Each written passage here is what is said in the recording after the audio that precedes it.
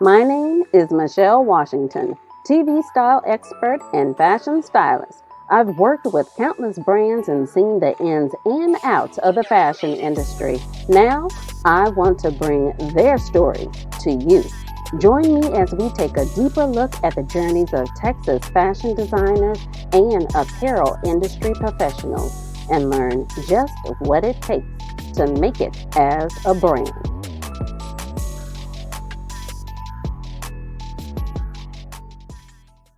Welcome back to another episode of Behind the Seams. I'm your host, Michelle Washington, and I am sitting down with designer Cleva of the House of eMaGi and talking about how he weaves confidence into every stitch. So, do not adjust your screens because the fashion revolution is being televised.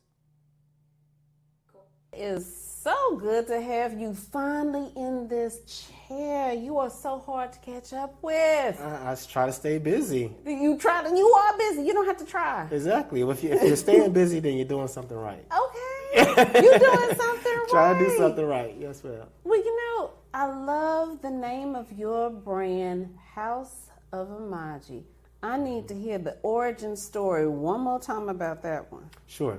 So, first off, eMaGi is my rendition of image. Oh. So if you actually take the word eMaGi, turn it around, and transpose the M and the G, you get the word image.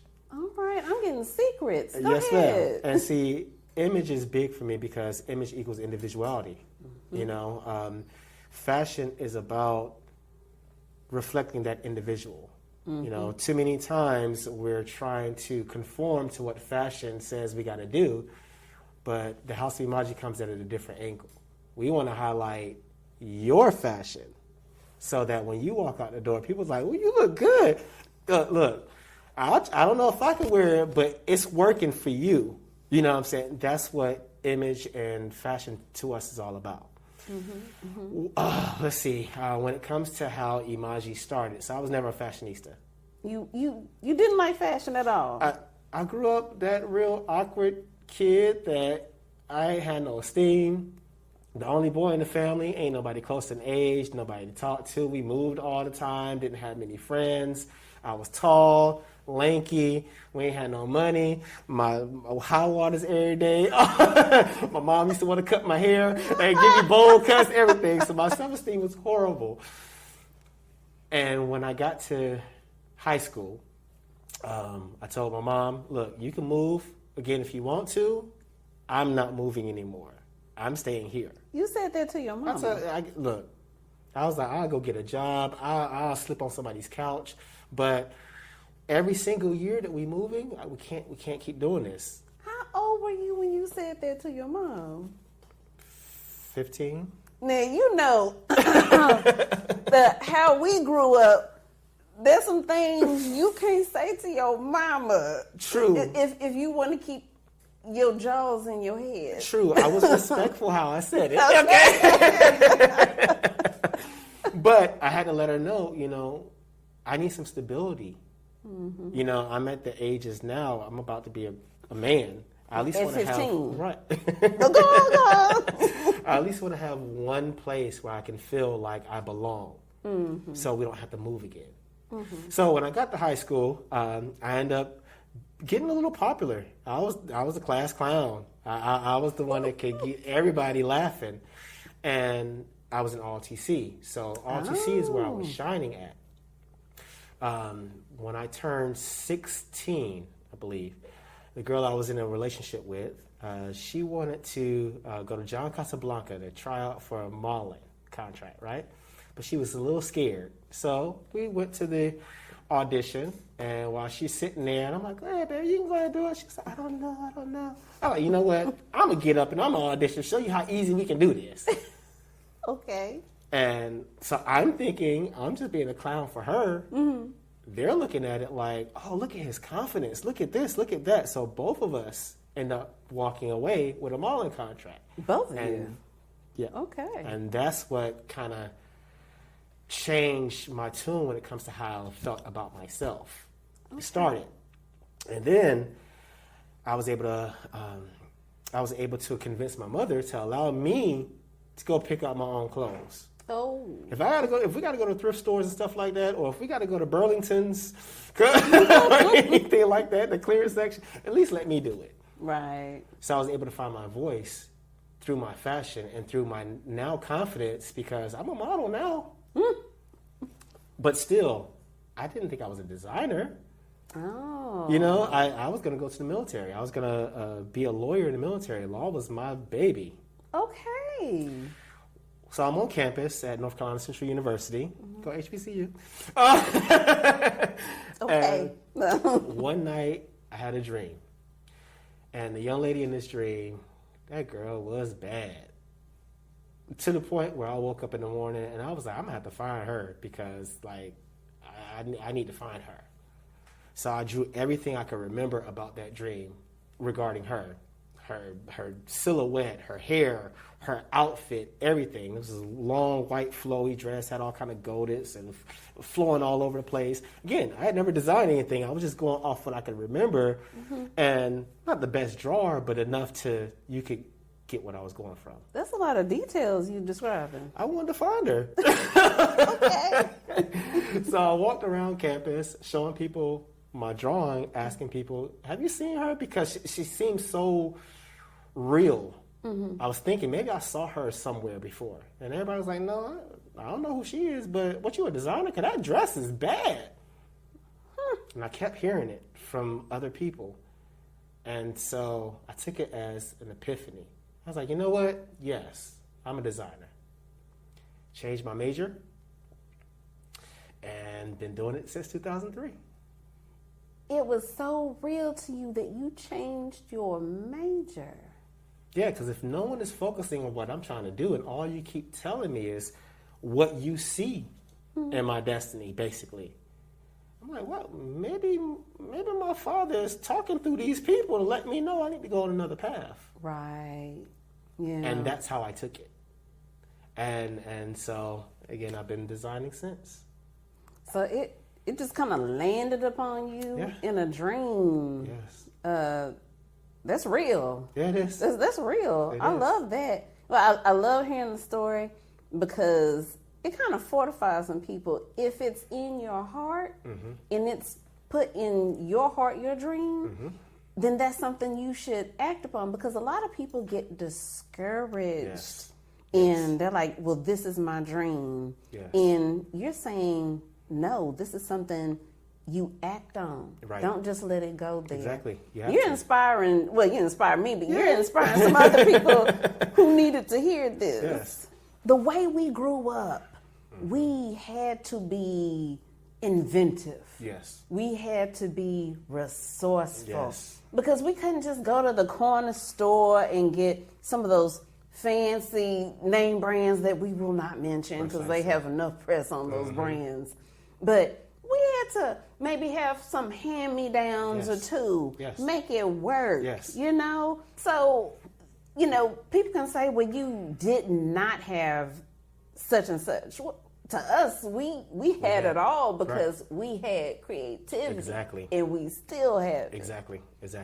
And I see a lot of it in your work. Thank you. Yeah, I'd love to hear that. Because we pride ourselves on being original.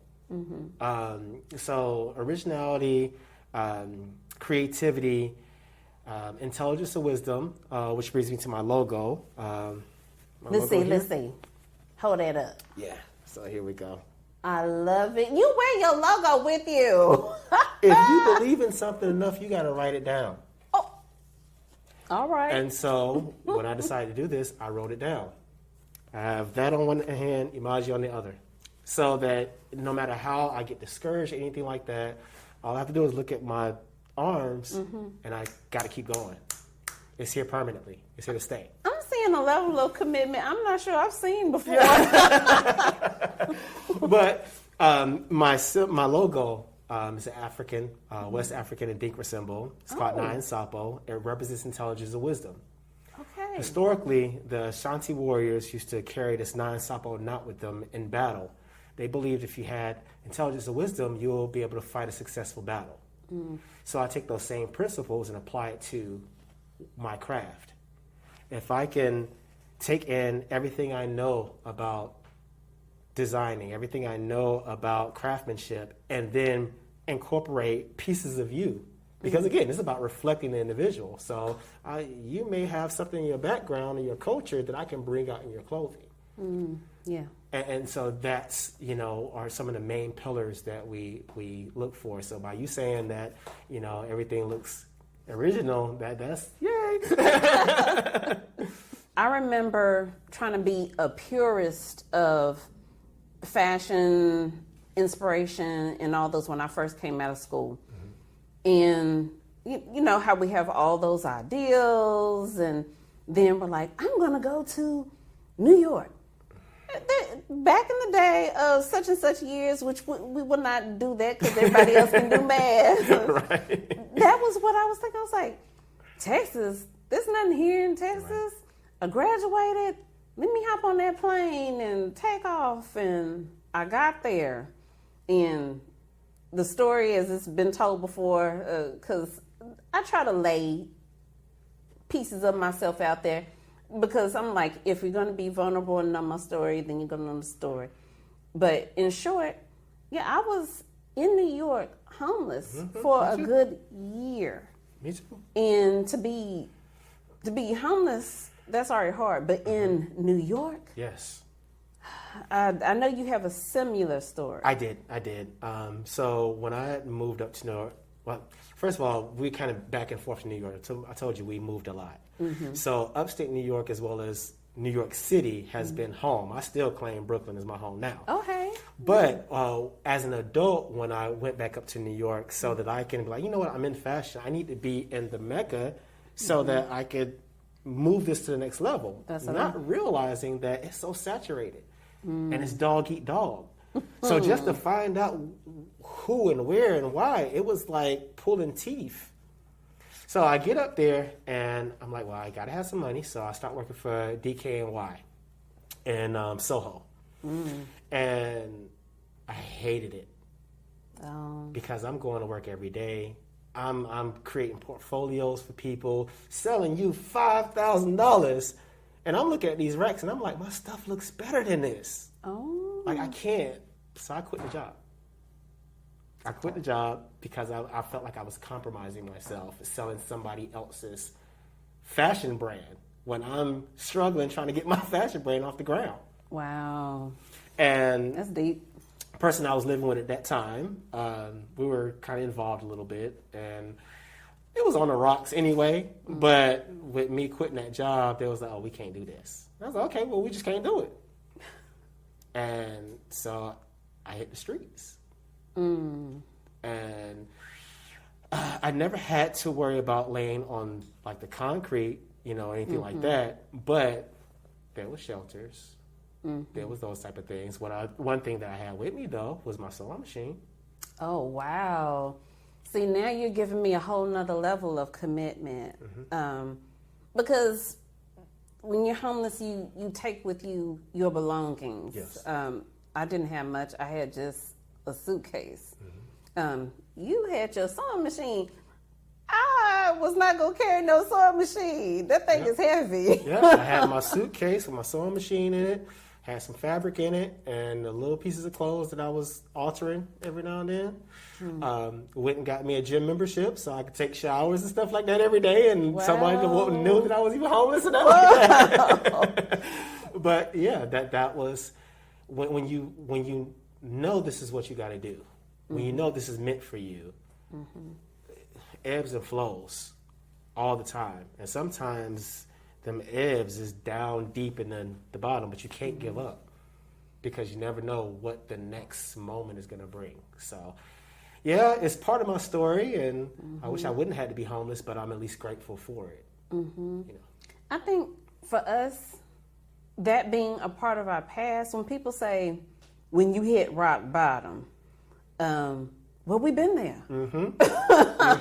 So then that makes us fearless. Yes, exactly. It's like, well, it's up from here. Exactly. Okay. Exactly. Well, another thing I love about your brand is it's inclusive. And when we know our fashion history from France, so to speak, and we're going to get on that later because I know you are a travel bug. Yes. Back in the day, those salon shows were models that would carry cards in the front row full of buyers, and models were regarded, as they said, as clothing hangers. Right, exactly. So with that, there's a motivation of this is how a show should look, but then people started keying into the body aspects of it, and of course that played into people's body confidence. But you have chosen to tackle this as being all inclusive. Yes. Like, how did this come about? Our fashion is real, number one, and it's about real people. Real people come in all shapes, sizes, and forms, not just a size 2 and 4. Which I am not. And I even think about to my own family. If I would only do size 2 and 4s, my mama, my sisters, my aunts, my cousins, everybody have an issue with me because they would not be able to be reflected in what I do. So because eMaGi is about reflecting the individual, we reflect all individuals.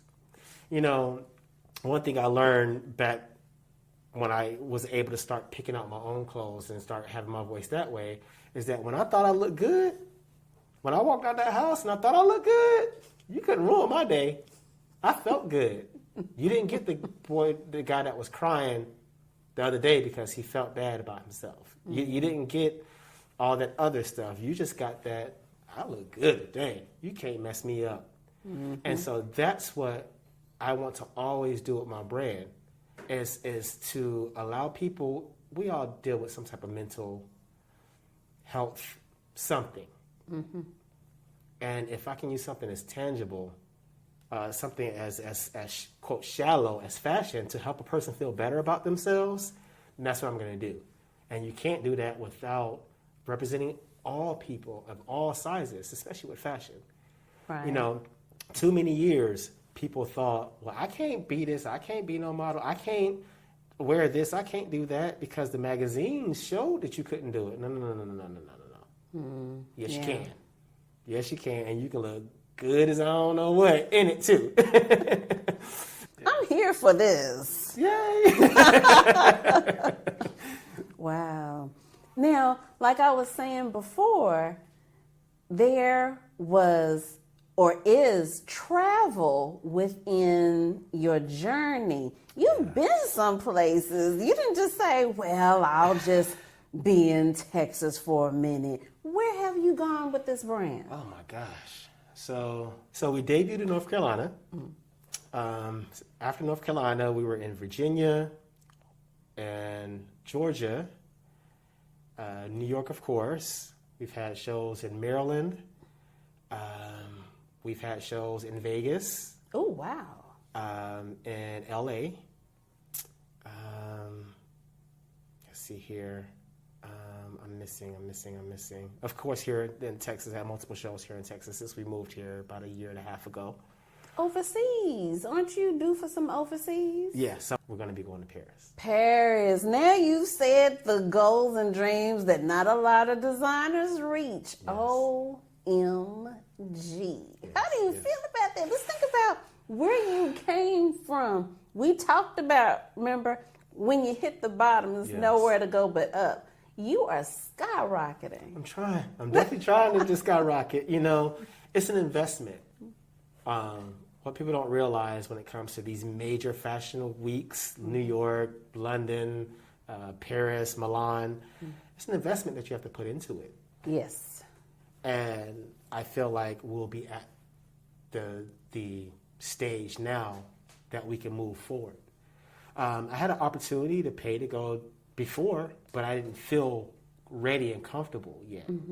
I want to be ready that when my model walks down that runway in Paris, if that buyer that's sitting on the front row wants to buy this, then all I have to do is call the manufacturing company and say, we need these samples, as opposed of me being the only one and I'm not being able to fulfill, that opportunity that comes. So I believe we're finally getting to the part where we're about to start branching out and do some manufacturing outside of my own home studio. And so, yeah, it's extremely exciting. I love the way you frame that, because this is the way a designer should think. Yes. Taking the frivolity out of fashion, because fashion is a business. You mentioned the whole run of course, to be able to have your items bought by a buyer. Right. The orders placed, to be able to notify your manufacturer, be able to get those size runs out there. And what comes with that, if that's your business model, scalability. Exactly. Exactly. And that's always been the goal. But, you know, coming from that boy that had to wear high waters all the time, we ain't got no money going to thrift stores, to be able to be right at the threshold of this next step, Right. is so wonderful. So all the research now is what you just talked about, scalability, how to make sure that we're sourcing the right way, that we're setting up production hubs, you know, little mini production hubs, because monetary wise, I don't know if I can go to some of these big manufacturers and do 100 samples of one look. You know, I ain't got that kind of money. But some of the smaller manufacturers that we're dealing with can allow us to get orders in based on the pieces, you know, based on our orders. The investors are coming. You know, your commitment has been strong and it will continue, and that's what we're receiving that. Okay? that's what the investors will see. Now, in the process, because you do it all. I mean, I've seen you do it all. So, what is your favorite part? Like, you tailor, you construct and sew, you even pattern make. Which one happens to be your favorite? Whew. This is going to be funny, but a few years after I started doing shows, I started realizing that it's not much benefit for the designer to be a part of these fashion shows, because most people are coming just for entertainment. Oh, you better say it. They're not coming to do the orders. They're not coming to buy. You said it. I realized early, if I need to frame it the right way, I need to have my own productions, so that I can be responsible for making sure that the people who sit in the audience were invited from Saks Fifth Avenue, whoever are there, where it's not just Keisha's grandma and her uncle coming to support her because she's a model in the show.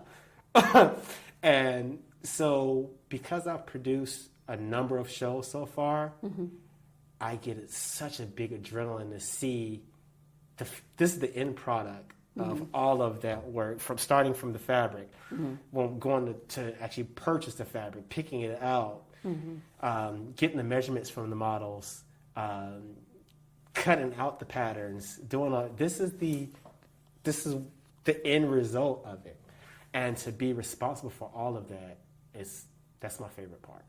So the entire process is your favorite? You enjoy the pattern making to the tailoring to the sewing of it? I mean, that's true passion. I love doing all that, but if I could stay somewhere, like in around somewhere, it'd be my producer. Okay.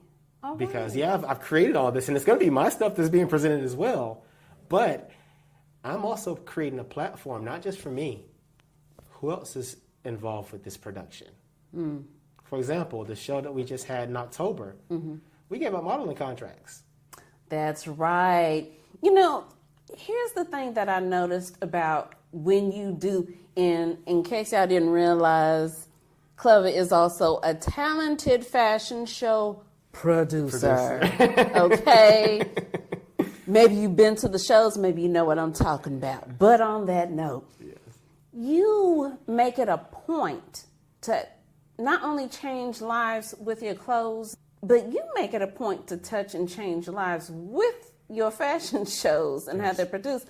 I was amazed because I was hanging on to my chair like, what else? What's the next thing he's going to do? Wait a minute, what else is he going to do?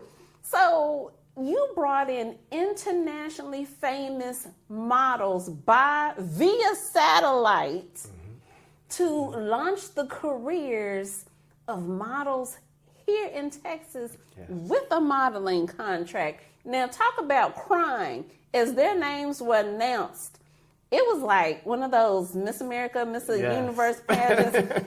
Girls were jumping up and down, hugging each other, crying, tears of joy. Yes. And those who didn't get called, this is where I felt extra camaraderie, as we say. They held hands, hugged, and supported and say, you know, I'm just happy for, that was a moment. Yes. Sometimes people say, okay, the fashion show's over, I'm going to get up, leave, go to the VIP room. Mm-hmm. Everyone stayed. Yes. And so the models pick on me because once they got selected, I gave them our schedule of rehearsals and stuff. And they was like, we got to come to all these rehearsals? Yeah. Mm-hmm. Not because I didn't trust that they can have the walk, but I wanted to build a family type vibe so that we can be happy for each other. The models didn't know that we were going to be doing a modeling contract until 2 days before the fashion show. And I was like, oh yeah, by the way, the designers aren't the only ones that's being in this competition. You all are as well. And so from the models to the designers to the photographers, like even our main photographer, it was a hobby for him. He had never done nothing like on a large scale production. And I saw his work and I was like, oh no, I'm paying you. We need you out there. And now that boy, he can't stop doing photo shoots and shows and stuff for people. You know, again, I love to create platforms. Mm-hmm. It's not just about my come up, but if we can all come up together, then that's powerful. We can change a narrative. Because the fashion industry has a narrative, a long narrative that says, hey, it's almost secret society. You got to do this if you want to be accepted in this. No, you don't. And we're going to show you how you don't have to. We can show you how it doesn't have to be dog eat dog, because I'm going to be proud for you. Yeah, I didn't win designer of this show, but I know the work that you put in too, and I'm happy for you because you got this coming up next. Coming from little Cleva as a kid and where you are now, what kind of advice would you have given yourself as a child? So I mentioned this one time before with you, that when I was in college, so it was a liberal arts school. It wasn't a fashion school. So the department was kind of a glorified home ec, if I have to kind of reduce it to the lowest level. And I got to a point where I needed the next step. And I had professors that weren't as bought in as I needed them to be. I had a case study, like we're given this project, so I had a case study to do. And the professor wanted us to do a 2-page double space report. So my case study was I had to pretend like I was a buyer that came from a major retailer, like a major brand store like a Gucci, and now I'm working for Marshalls. What is going to be different in my approach when it comes to bringing clothes? What is different when it comes to the fashion? So I went in on that report, okay? I did all kind of research. I was proud of that report and scaled it down to 3.5 pages. And she told me I did too much. And I left school. Oh. I said, you know what? If you don't even believe in us as the future, I can't get nothing from you. So I went to FIT and Parsons to their admissions to find out, well, what can I do to transfer to an institution that this is the focus? So you're going to be as serious as I am about it. And because I was coming from a liberal arts school, I would have been knocked down from a senior all the way down to a freshman. Oh. And I couldn't do it, so I left school. My advice would have been finish. Okay. Stick with it. Don't let your principles get in the way. Just finish this, because you don't know what the next step is. Maybe she just had a bad day. But I took it a different way. So, yeah, just never give up on your training. Never give up on your path. Don't think that, well, I can do it an easier way this way. No, follow the path. They call it slow fashion for a reason. Yes, for a reason. So that would probably be the main thing that I would tell my, I would go back, I would change, I would give my advice. No, stick with it. Don't stop. And to the viewers who are being inspired by you, what would you tell them? Whew.